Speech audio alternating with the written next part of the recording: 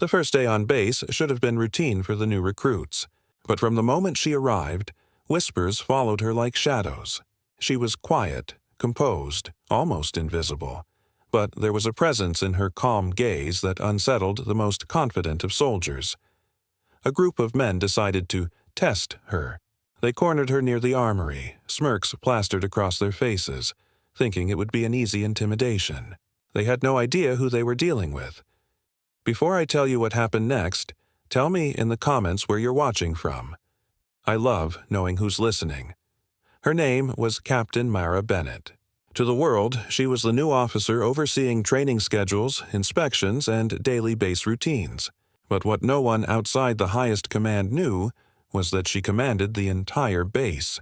Every operation, every security protocol, every decision ultimately rested on her shoulders.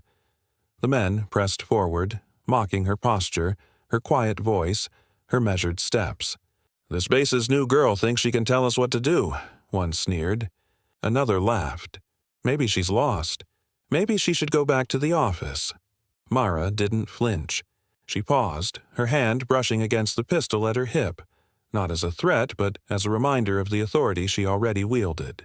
Every muscle in her body was poised, disciplined, yet controlled. Silence began to creep over the group. The air felt heavier.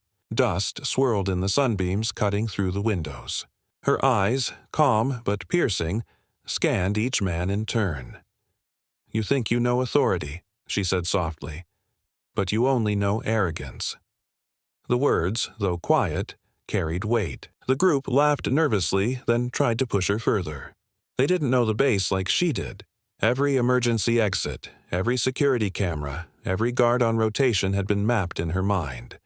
She could feel their hostility like heat against her skin, but she did not rush. She had been trained to control fear, to wait for the precise moment when the tide would turn. Then, with one motion, her authority revealed itself. She stepped forward and the entire hallway seemed to shrink. "Step back," she commanded, not as a suggestion, but as an unbreakable order. The men froze. Slowly, they turned their heads toward the entryway, where the commander himself and the senior staff had appeared, summoned silently by the subtle alert Mara had triggered. The soldiers now realized she had been everywhere and nowhere at once. Mara didn't need to fight. Her presence, her knowledge, her quiet command over the base was enough. One by one, the aggressors stepped back, shame replacing their arrogance. Murmurs spread through the hallway as other recruits and staff witnessed the confrontation. Even those who had doubted her respect were now forced to recognize it. "You've learned your lesson," Mara said. "Authority isn't given by volume or aggression. It's earned by responsibility and competence." The men nodded mutely. They had attempted to bring her down, yet she had already risen far above them, not with fists, but with precision, calm, and mastery. Later that afternoon, Mara walked through the base. The same quiet steps, the same composed gaze. But the shift in atmosphere was unmistakable. The recruits who had doubted her now observed every action, every movement with newfound respect. The whispers had changed from mockery to admiration. At the center of the base, Mara paused, looking at the operations board that mapped every corner, every mission, every life entrusted to her care. Her breath was steady, her hands calm. Leadership was not a role. It was a burden, a responsibility, a shield for those who depended on her judgment, and she bore it without arrogance, without spectacle. The men who had tried to undermine her would never forget the lesson.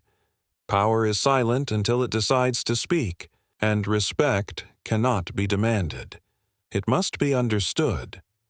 Because kindness doesn't vanish.